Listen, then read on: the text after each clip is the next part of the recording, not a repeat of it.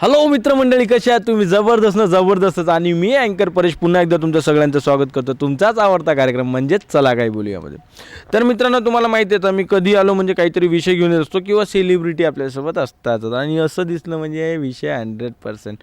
मित्रांनो, आज खूप सुंदर असा विषय आहे. हो, कारण आपण जे घरात असून स्वतंत्रपणे श्वास घेऊन राहिलो ते फक्त ऑनली ऑन म्हणजे फक्त इंडियन आर्मीमुळे. हो, आपल्या भारत देशाची आपली जी सेना आहे त्यांच्यामुळे. ते बॉर्डरवर तैनात असतात दिवस रात्र, थंड असो, ऊन असो, पाऊस असो, काही असो, पण ते आपल्या सुरक्षेसाठी, सेवेसाठी ते तिथं उपस्थित असतात. आणि त्यांच्यासाठी आपण काय करतो हे तुम्हाला सगळ्यांना माहीतच आहे. आपण काहीच करू शकत नाही, कारण जेवढं ते करतात त्याच्यासाठी फक्त मला वाटते की मी जसं की मला कोणता तरी एखादी इंडियन आर्मीतला सैनिक कुठे बसमध्ये, ट्रेनमध्ये किंवा कुठे मिळाला आणि तो उभा दिसला की मी त्याला माझी जागा देणार. हे मी करणार आहे. तुम्हाला काय करायचं आहे तुम्ही पहा. पण आज जे मी करणार आहे, मी आज अशा काही लोकांशी चर्चा करणार आहे ज्यांचं जीवन इंडियन आर्मीमध्ये गेलेलं आहे, ज्यांचं परिवारांनी त्यांच्या मुलांना इंडियन आर्मीमध्ये टाकलेलं आहे. हो, आजचा विषय लई सुंदर आहे, कारण की आज आहे नॅशनल इंडियन आर्मी डे. आहे ना जबरदस्त? तर चला मित्रांनो, चला काही बोलूया. तर अरविंद सर, एक अरविंद म्हणून एक मुलगा, तो एकदम अरविंद सर कसा झाला? म्हणजे तुम्ही आर्मीमध्ये कसे आहे? मी आर्मीमध्ये म्हणजे जेव्हा मी शिक्षण करत होतो तेव्हापासूनच माझी इच्छा होती की मला आर्मीमध्ये जॉईन व्हायचं. मी जसं लहानपणापासूनच जसं म्हणजे हे होतं, कारण माझे रिलेटिव्हमध्ये माझे काका वगैरे, चुलत काके हे मावशाचे इकडले की ते आर्मीमध्ये होते. मला लहानपणापासूनच इच्छा होती की आर्मीमध्येच मला भरती व्हायचं. त्या हिशोबाने मग मी केलं ट्राय त्याचं. सर, सगळ्यांची वेगवेगळी इच्छा असते. कोणी म्हणतो मला हिरो बनायचं आहे, हां. कोणी काही, पण तुम्ही आर्मीच का? कारण म्हणजे जसं कोणाला म्हणजे हिरो बनायचं आहे, कोणाला इंजिनियर बनायचं आहे, कोणाला डॉक्टर बनायचं आहे. पण माझं मत असं होतं की मला आर्मीमध्येच हे करायचं आहे, कारण त्याच्यात एक प्रकारचं म्हणजे हे होतं खूप, काय म्हणतात त्याला, प्रेम म्हणा, आणि ते जिज्ञासा अजून पुन्हा का बाबा आपण, कारण आपले जे अगोदर आम्ही ऐकत बी होतो जेव्हा लहानपणी का बाबा आपल्या देशात मोठे चांगले जे हे होऊन गेले त्यांनी चांगले काम केले, तर आपणही काही थोडं बहुत करून पाहावं. म्हणून मी माझ्यावाला पहिल्यापासून मी सकाळी प्रॅक्टिस बी खूप करायची रनिंग आणि हर कामात याच्यात. सर, कशी प्रॅक्टिस करायची? आता सध्या तुम्ही रिटायर्ड आहात, तर तेव्हा तुम्ही जेव्हा सुरुवात केली की मला इंडियन आर्मीमधला एक सैनिक व्हायचं म्हणून, हो, तर सुरुवातपासून कशी तयारी केली? तयारी म्हणजे जसं आता गेम म्हटलं म्हणजे गेम झाला, त्याच्यानंतर रनिंग, जम्प, हिप्स हे गिन मारत राहायचं, उठटाबरोबर तेच, म्हणजे दिवसभरात काही ना काही ते करत राहायचं. म्हणजे त्याच्यात खूप प्रॅक्टिस म्हणजे स्वतःला स्ट्रॉंग करत राहायचं. वा, रनिंग मेन म्हणजे रनिंग, स्टॅमिना वाढवायसाठी रनिंग चांगलं. सर, किती धावायचे तुम्ही त्यावेळेस? 5-5, 6-6 किलोमीटर, 10-10 किलोमीटर धावत राहायचं. ते मिनिटाचं वगैरे असतं ना काहीतरी, किती मिनिटात किती किलोमीटर असं धावतात ना? हां, पण त्यावेळेस आम्हाला तेव्हा माहीत नाही होतं ना की किती धावायचं. पण जसं जितकं म्हणजे हे होईल थकतपर्यंत, म्हणजे हे होतपर्यंत, जोपर्यंत थकत नाही तोपर्यंत धावतच राहायचं. वा. सर, कोणत्या पोस्टला होते तुम्ही? मी अगोदर तर म्हणजे रिक्रूटमध्ये भरती होतात, मग शिपाईमध्ये. नंतर आता मी रिटायरमेंट झालो तेव्हा मी हवालदारमध्ये होतो. सर, किती वर्ष तुम्ही इंडियन आर्मीला दिली? मी टोटल 20 वर्ष. पूर्ण टोटल 20 वर्ष. म्हणजे मी 22 मार्च 99ला भरती झालो होतो. आणि आता या मागच्या वर्षी म्हणजे 31 मार्च 2019मध्ये रिटायर झालो. सर, आता सध्या काय करत आहे? आता सध्या मी थोडं शेती करत आहे. शेतीकडे माझं लक्ष आहे, म्हणजे शेती करतो आणि एक माझी छोटीशी मदर डेअरी टाकली आहे. तर आपण असं म्हणू शकतो का की अरविंद सर एक जवानी आहे आणि अरविंद सर एक किसानी आहे? म्हणजे आपल्या देशातला सगळ्यात चांगला नारा तो म्हणजे जय जवान जय किसान. हो. ते दोन्ही रूप मला आज एका माणसात दिसत आहेत. हो. आणि मी ते म्हणजे जेव्हा मी रिटायरमेंट येण्याच्या अगोदर मी हे सोचलं होतं का जेव्हा मी इथून जाईन रिटायरमेंट, तर आता मी शेतीचं काम हे पाहिन, शेती करीन. वा, खूप सुंदर. टाळ्या सगळ्यांसाठी. खूप सुंदर. सर आता कसं आहे की आता एक चला तुम्ही एक छोटीशी एक मदर डेअरी तुम्ही चालवता स्वतःची आणि एक इंडियन आर्मी, हे दोन वेगवेगळे जीवनाचे पार्ट आहेत. हो. तर ह्या कोणत्या दृष्टिकोनातून तुम्ही बघता? नाही ते दृष्टिकोनातून म्हणजे कसं का बा इंडियन आर्मीचं हे होतं ते तर मी देशासाठी आणि सगळेच जण तसे आमचे आर्मीतले देशातले म्हणजे आर्मी म्हणा सगळे फोर्स पूर्ण फोर्स खूप इमानदारीने काम करतात आणि तो एक हेही राहते उत्साह आणि म्हणजे जोपर्यंत तो नोकरी करतो तोपर्यंत तो चांगली म्हणजे आपल्या परीने कारण त्याला सगळंच आहे त्याचं स्वतःचं जर त्याला नुकसान झालं तर त्याचा परिवारच मागे हे राहील म्हणून तो आपले नीटनेटकेपणानं तो आपले हे करतो. आता राहिलं सिव्हिलमध्ये आल्यावर कारण 20 वर्ष आम्ही जे बाहेर काढले म्हणजे घरापासून सिव्हिलपासून थोडंसं लांबच होतं.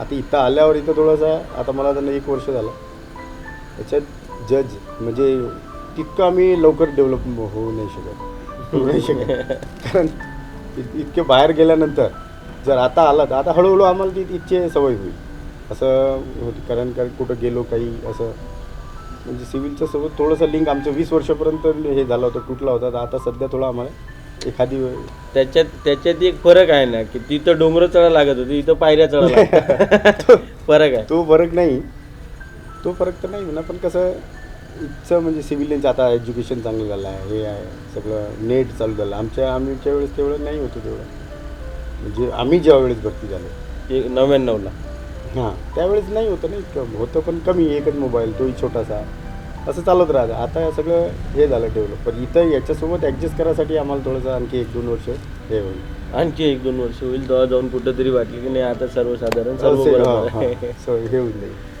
सर कसं आहे 20 वर्ष तुम्ही दिलेली आहेत संपूर्ण 20 वर्ष जीवनाची आणि चांगल्याच प्रकारे आणि तुम्हाला तुमचा जो देशप्रेम आहे तोही खूप सुंदर. तिथले दिवस जे आहे त्याच्यातल्या आठवणीतले दिवस कोणते म्हणजे जे नेहमी जीवनभर लक्षात राहणार?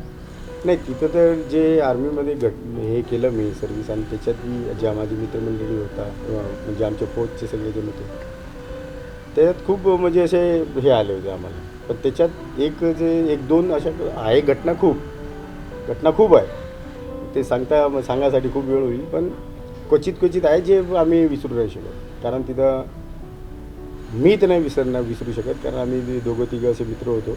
पांडे होता माझ्यासोबत माझ्यापेक्षा सिनियर आणि एका बंगालचा एक शिपाई म्हणूनच होता आम्ही त्यावेळेस मी शिपाई होतो.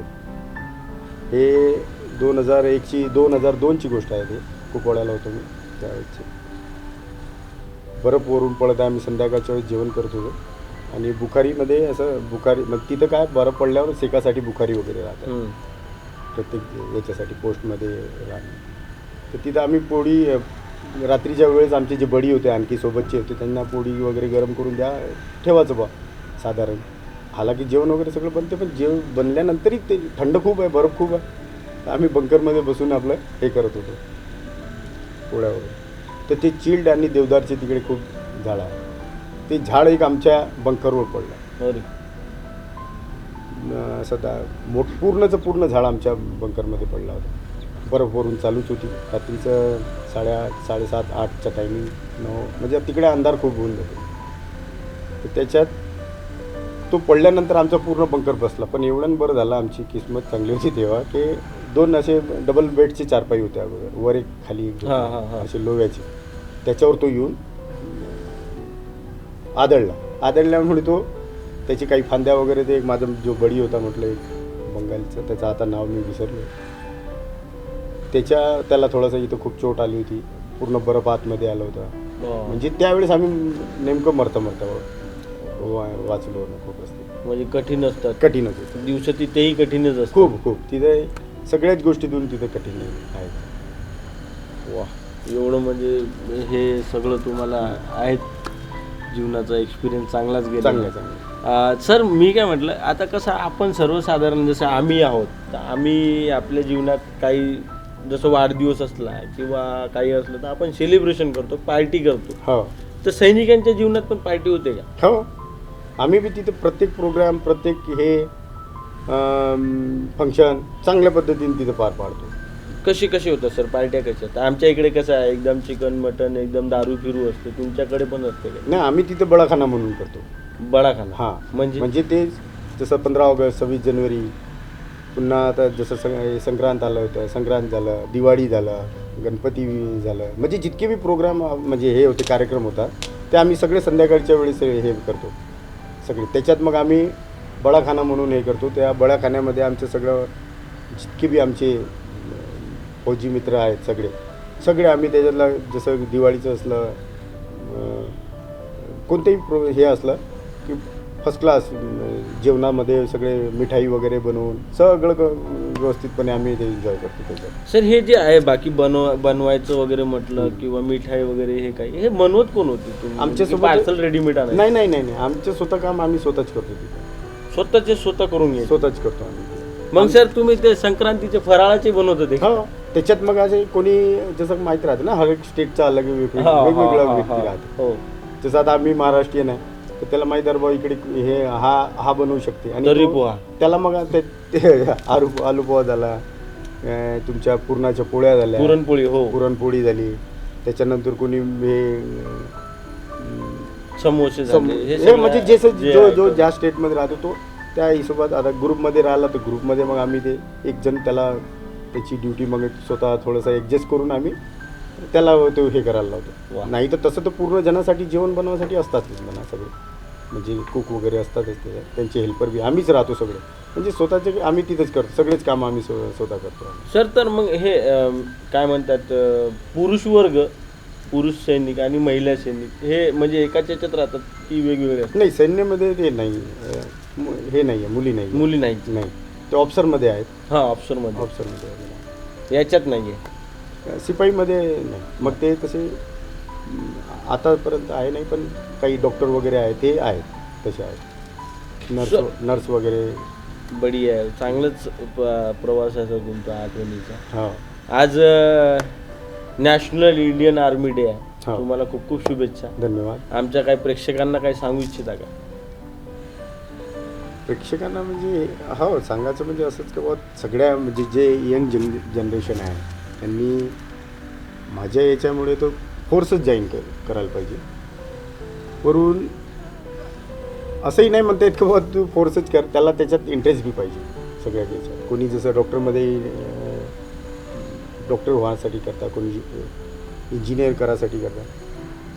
तर त्यांना माझं म्हणणं असंच होतं की बाबा असंच आहे की बाबा त्यांनी फौजमध्ये बी जाण्याची हे करायला पाहिजे. त्याच्यात काय होईल, कारण आपल्या देशात खूप चांगलं हे आहे आणि एकदा तो फौज जॉईन केल्यावर त्याची म्हणजे लाईफही चांगली हे होऊन जाते, सेट होऊन जाते.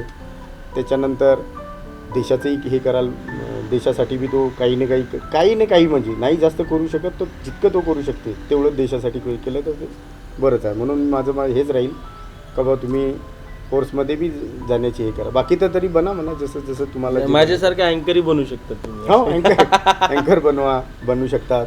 कोणी आणखी कॅमेरामॅनही बनू शकतात, कॅमेरामॅन बनू शकते, कलाकार बनू शकतात, चांगले कराटेमॅन स्पोर्टमध्ये खेळू शकतात. पण शेती बी करायला पाहिजे. हो.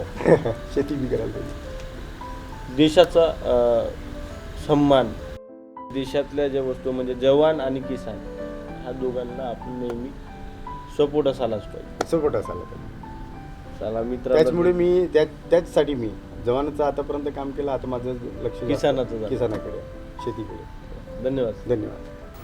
तर किशोर बनारसी सर, ते राहुल तुमचा मुलगा आता सध्या त्यांनी रिटायर झालेले आहेत, पण आपण आई वडील दोघे जण, तर त्याचा प्रवासाबद्दल काही सांगा.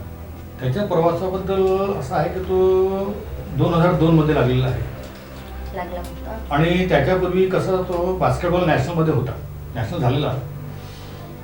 त्याला असं वाटलं की काहीतरी वेगळं करावं की ज्याच्यामुळे आईबाबांना थोडंसं सपोर्ट होईल. त्याने नागपूरला आला आणि तो सिलेक्ट झाला.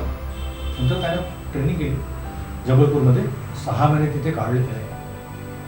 आणि मग मी जेव्हा त्याला भेटायला गेलो पहिले, त्याची सुट्टी झालेली होती.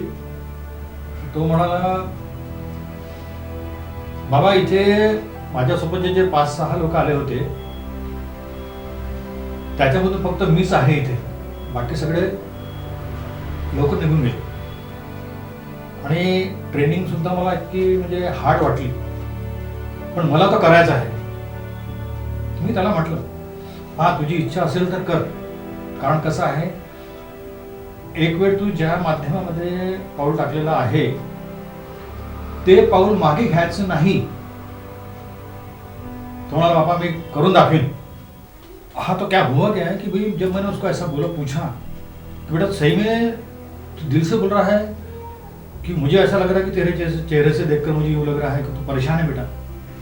नहीं बोले पापा परेशान नहीं हो, बोले मैं, मुझे और अच्छा लग रहा है बोले कि मेरे साथ के लोग तो निकल गए लेकिन मैं कर रहा हूँ पापा बोले, और तुम मेरे सीईओ से पूछ लो बोले.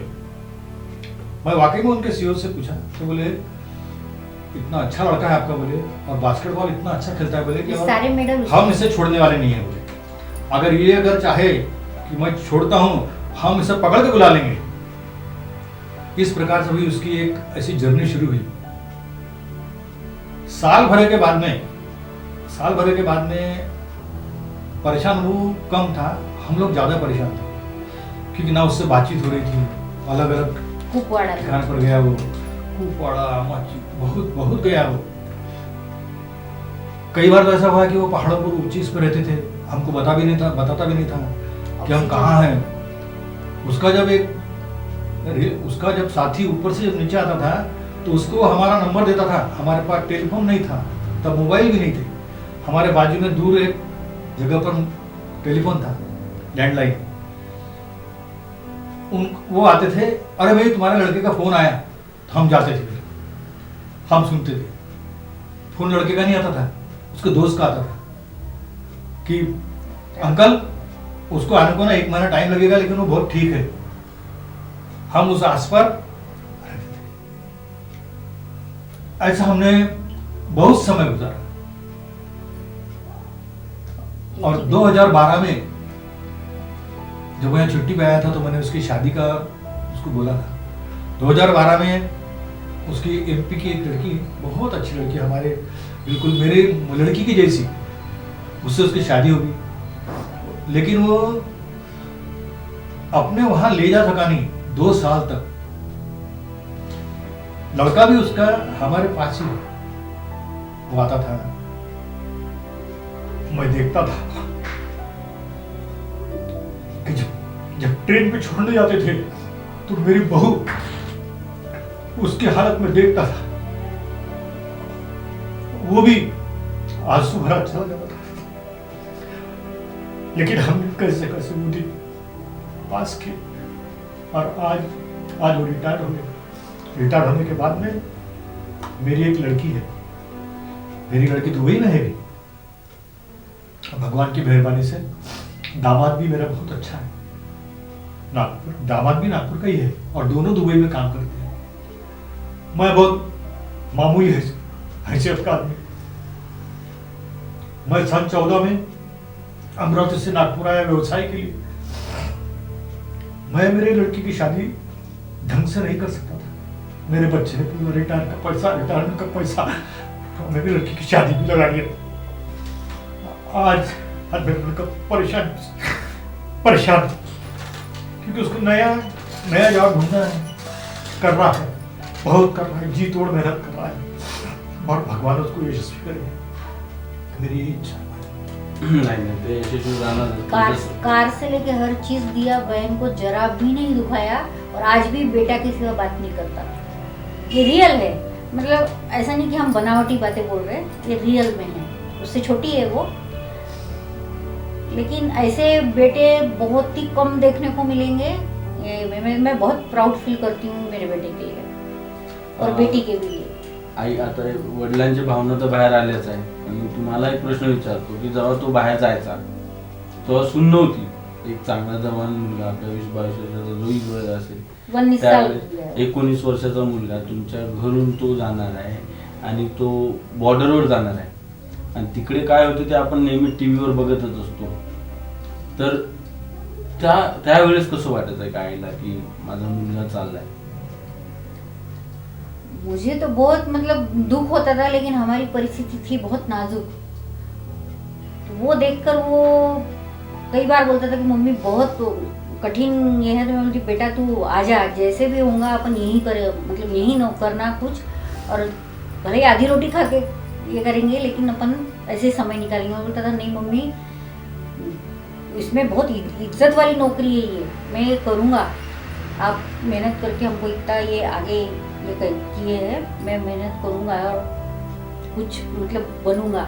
आज हम उसकी वजह से राहुल की मम्मी है करके हम पहचानने लगे कि आर्मी में है इनका बेटा, आर्मी में है, राहुल आर्मी में है, उनकी मम्मी है ये, उनके पापा है ये करके हम अमरावती में हमारी पहचान बढ़ने लगी। लेकिन वो जब जाता था तो मैं बता नहीं सकती कि ऐसा मतलब दिल ऐसा होता था कि निकल के बाहर चला जा रहा, क्योंकि आज तक क्यों उसने कभी नहीं बताया कि वहाँ क्या क्या प्रॉब्लम आई, क्या क्या तकलीफें हुई, लेकिन मैं समझ सकती थी। और जब भी जाते थे मम्मी फिक्र नहीं करना, मैं वहाँ अच्छा हूँ। और ट्रेन छूटती थी तो इतना धड़धड़ रोता था वो कि मैं बता नहीं सकती। हमको भी बहुत बहुत तकलीफ होती थी। और शादी होने के बाद में बीवी को यहाँ रख के गया, मतलब शादी हुई और 20 दिन में चला गया वो ड्यूटी पे अपनी। हम स्टेशन छोड़ने गए तो बहू मेरी, मतलब बहू तो बोलूँगी नहीं, वो बेटी ही है, इतने मतलब उनका इसको संभालूं बहू को कि बेटे को संभालूं। वो ट्रेन छूट रही है और वो रो रहा है, ये हमको पकड़ के रो रही है। ऐसे 2.5 साल वो 2-2.5 साल हमारे पास रही, लेकिन कभी ये नहीं बोली कि भाई नहीं मेरे पति नहीं है तो मैं मम्मी पापा के मतलब सास ससुर के पास क्यों रहूँ, मैं मायके चली जाती हूँ, कभी नहीं। यही पोता भी हुआ और मतलब प्राउड फील करूँगी मैं दोनों के लिए, इतने अच्छे बहू बेटे हैं मेरे। आता बघा तुम्ही चांगलंच बोलले की तुम्हाला सून खूप सुंदर मिळालेली आहे, मुलगा तुमचा खूप सुंदर आहे, मुली दुबईमध्ये सेटल झालेली आहे। पण एक प्रश्न की इंडियन आर्मी म्हटलं आणि इंडियन आर्मीचा मुलगा म्हटला तर खूप जणांचं मानसिक मध्ये असं असते की मला नाही द्यायची आम्हाला मुलगी, कारण तो आर्मी मध्ये आहे, तो घरी नसतो, वर्षानुवर्ष तो बाहेर असतो, मग तो कधीतरी येतो आणि त्याचं काही गॅरंटी नसते की तो परत येईल की नाही, असे सगळे विषय असतात। तर अशा वेळेस दिल में डर बैठा रहता कि मी सांगतो कल कुछ हो जाएगा, बरोबर तुमचं तो मेरी बेटी म्हणणं तो ये हो जाएगी। एकदम खरं आहे। तुम्हाला पण असं अडचणी आल्या का? नाही, मला 1-2 ठिकाणी आले होते आणि फार चांगलं झालं होतं की त्या ठिकाणी मला अडचणी आली, कारण ते फार पैसेवाले लोक होते आणि त्यांना मुलगा आमचा पसंत होता, पण त्यांची जे मानसिकता मी बघितली तर मी म्हटलं आपल्याला हे करायचं नाही आहे, आणि त्यांना सुद्धा हा प्रश्न आलेला होता। पण जेव्हा मी छिंदवाडाला गेलो आणि मला जेव्हा माझे समधी तेव्हा ते मला मिळाले तर मी त्यांना हा प्रश्न विचारला, तर त्यांनी हेच म्हटलं की नाही हे तर कोणाही सोबत आणि केव्हाही होऊ शकते। आणि मला त्यांच्या त्या गोष्टीवर इतकं म्हणजे अभिमान वाटला की मी म्हणजे आमच्यामध्ये काही देवाणघेवाण झालेली नाही, काहीच नाही, मस्त शांतीपूर्ण। त्याच्यामुळे मी त्यांना फक्त एकच विनंती केली होती की बा तुम्ही एक काम करा, तुम्ही मुलीला अमरावतीला घेऊन या, आम्ही सगळं करतो। कारण आम्हाला मुलगी फार पसंत होती आणि त्यांना तो व्ह्यू नव्हता, इश्यू नव्हता किंवा मुलगा आर्मीमध्ये आहे, काही एक शब्दाने सुद्धा त्याने आम्हाला म्हटलेलं नव्हतं। आणि म्हणून की आम्हाला हा म्हणजे हा जो परिवार होता हा इतका चांगला परिवार आहे। आणि मला फारच दुःख होत आहे की माझे जे समधी होते ते 1.5 वर्ष आधी कॅन्सरमुळे ते दगावले, पण फार चांगले मनुष्य असतात जीवनात, काही काही असे क्षण येत असतात। आता आपण थोडंसं तुमच्याकडे बघूयात। मी ऐकलेलं आहे, जसं मी ऐकलं आहे की तुमचा मुलगा जो आर्मी, इंडियन आर्मी, आता सध्या रिटायर्ड आहे, पण तुम्ही भरपूरसे असे प्रयत्न केलेच होते की इंडियन आर्मी मध्ये तुम्ही हो, मी चांदूर रेल्वेमध्ये तिथपर्यंत पोहोचलो आणि मी प्रयत्न केला, मी सिलेक्ट सुद्धा झालो। पण झालं काय होतं, माझं सिलेक्शन कार्पेंटर म्हणून होत होतं आणि माझी बहीण, माझा लहान भाऊ, मला वडील नव्हते, माझी आई, माझं जाणं जमलं नाही। पण माझी इच्छा माझ्या मुलाने पूर्ण केलेली आहे. आणि ते बघून मला जेव्हा त्याने म्हटलं की पापा मैं आर्मी में जा रहा हूं, मी त्याला हेच म्हटलं आर्मी म्हणजे तुला समजते का, कळते का आर्मी म्हणजे काय? बेटा आर्मी म्हणजे हे की घरापासून एकदम दूर, माँ बाप से सब दूर, वो तू कर सकोगे क्या? पापा मैं करूंगा, क्योंकि वो मेरा बच्चा नेशनल बास्केटबॉल, और उसके तकदीर इतने अच्छे थे कि उनको एक आर्मी के ही रिटायर्ड देसाई सर करके एनसीसी के हेड थे, वो उनके साथ में बास्केटबॉल खेलते थे. और मेरा लड़का हैंडलर था, छोटा था, जूनियर था, लेकिन हैंडलर था, और वो उनके साथ बास्केट खेलता था. तो उन्होंने बोला सर ने, राहुल तुम्हारा खेल बहुत अच्छा है, तुम इंडियन आर्मी ज्वाइन करो. तब मेरे को बोला उसने, पापा मेरे को आर्मी ज्वाइन करना है. तब मैंने उसको बोला था, बेटा आर्मी यानी मिलिट्री, जहां जाओगे वहां तुम्हें सब कुछ छोड़ना पड़ेगा और देश के लिए खेलना पड़ेगा, और देश ही के लिए कुछ सब कुछ करना पड़ेगा. तो देश के लिए हमारा नंबर बाद में लगेगा. खेला, हर बार जीता. देखो सर पूरे मेडल उसकी है, लाइव है. भरपूरशी अशी ते मेडल ठेवलेले आहे. आई म्हणून तुम्हाला एक प्रश्न विचारतो, ते म्हणजे असं की हे सगळं ठीक आहे बाकीचं, पण सर्वसाधारण आपण आपल्या घरात असतो ना, आई म्हणजे फक्त चुल्यापर्यंत किंवा घर सांभाळण्यामध्ये असते. तर एक ते हे ऑलरेडी स्वतः प्रयत्न करून चुकले होते की मी असणार, तर मानसिकता तीच असते इंडियन आर्मीची. वरतून मुलगा तुमचा तो इंडियन आर्मीचा ऑफिसरच, तर घरचं वातावरण पण तसंच व्हायचं का? इंडियन ते आर्मी मध्ये जसं होते की सकाळी 4 वाजता उठून परेड उठो, असं काही होत नहीं नहीं नहीं नहीं, ये तो हमारा तो जीवन एकदम नॉर्मल और बहुत खुशमय, बहुत मतलब घर में सुख शांति आनंदी ऐसा रहा. वहाँ के जैसा वहाँ बहुत डिसिप्लिन है. सुबह 5 बजे उठो, वॉकिंग करो, दौड़ लगाओ, ये करो, पीटी करो.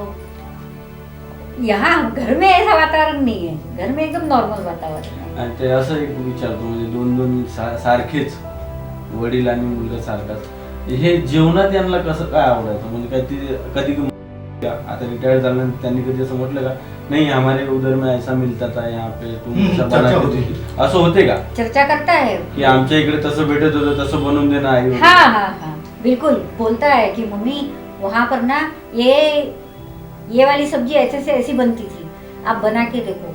या कोई पंजाब में था उस समय, उधर ज़्यादा घी खाते हैं, लस्सी पीते हैं, तो फिर बोलता था मम्मी ये सब्जी ना आप घी में बनाओ तो ज़्यादा टेस्टी बनेंगी. आलू का पराठा घी खुद ही में बनाता था बनाओ. अभी बनाता है. हाँ, और वहाँ हर चीज़ की ट्रेनिंग दी जाती है, रसोई से लेके सब, तो उसको हर चीज़ आती है बनाना. हमसे भी अच्छा बना लेता है वो. वाह. तर बहुत तुम्हाला अच्छा. तुमच्या बोलण्यावरून तर काय तुम्हाला प्राऊड फील आहे? बहुत ज़्यादा प्राउड फील करती हूँ मैं तो मेरे बच्चे तर पे. आज तुमच्या दोघांना एक प्रश्न माझा शेवटचा, तो म्हणजे असं की आज नॅशनल इंडियन आर्मी डे आहे. आमचे प्रेक्षक बघत आहेत, तुम्ही एका आर्मी ऑफिसरचे वडील आहे, पालक आहात, काय सांगणार आमच्या प्रेक्षकांना इंडियन आर्मी बद्दल? बिल्कुल, इंडियन आर्मी बोले तो एक हृदय है, दिल है, दिल, और ये दिल की हिफाजत करना भी अपना ही काम है. और इंडियन आर्मी बोले तो आज एक ये समझ लो कि सरताज है. और हर परिवार से मैं चाहता हूँ कि हर परिवार से एक बेटा कम से कम इंडियन आर्मी के कम से कम 5 साल तो करना ही चाहिए, ताकि घर के अंदर डिसिप्लिन, देश में डिसिप्लिन, गांव में डिसिप्लिन, मोहल्ले में डिसिप्लिन, ताकि एक आर्मी का आदमी अगर रिटायर होके या 5 साल बिताकर भी अगर मोहल्ले में निकलता है तो एक थोड़े से संस्कार बहुत अच्छे बनेंगे, ऐसा मेरा कहना है. आई म्हणून तुम्ही काय म्हणणार? आर्मी में भेजना कोई बुरी बात नहीं, या फिर आर्मी में जाने के बाद में हर माँ बाप को ये लगता है कि नहीं मेरा बेटा आर्मी में जाएगा, कल को कुछ हो जाएगा, गोली लग जाएंगी, उसको कुछ कम ज़्यादा हो जाएगा, मैं तो नहीं भेज सकती. लेकिन मुझे एक ही बेटा है, मैंने भेजी. लोग मुझे बोलते थे कि शेरनी का जिगर है, लेकिन मेरा जिगर जो है वो मुझे भी पता है, क्योंकि मैं एक साधारण माँ हूँ. आर्मी में भेजना कोई बुरी बात नहीं है, बहुत अच्छी बात है.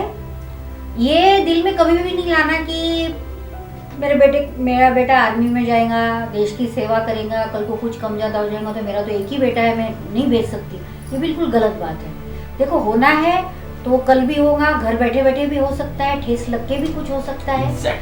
ये दिमाग में ना रखते हुए आप जरूर जरूर इंडियन आर्मी में बच्चे को भेजो।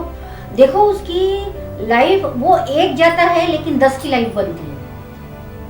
हमारे घर में एक मेरा ही बेटा, हमारे मतलब पूरे परिवार में, खानदान में मेरा ही बेटा एक आर्मी में है, लेकिन देखो हम भी बदल गए वो आर्मी में जाने के बाद, उसकी आगे की पीढ़ी भी बहुत सी बदल जाएगी। उसका बेटा अभी से इतना डिसिप्लिन में है।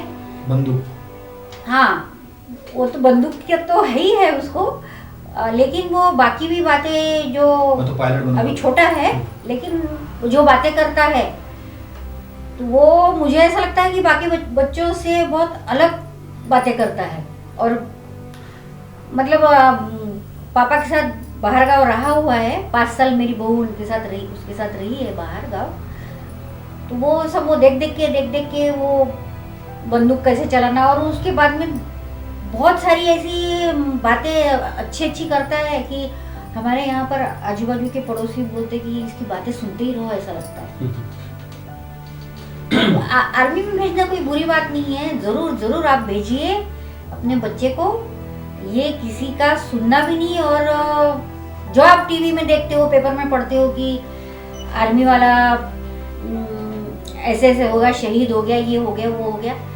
शहीद हो गया तो क्या, शहीद हुआ तो देश के लिए शहीद हुआ, ठीक है। माँ बाप है, थोड़ा देर मतलब दुख तो होता ही है, लेकिन अगर घर में कुछ होके मरता है उससे अच्छा अगर देश की सेवा करते हुए अगर बेटा जा रहा है तो बहुत प्राउड फील करना चाहिए।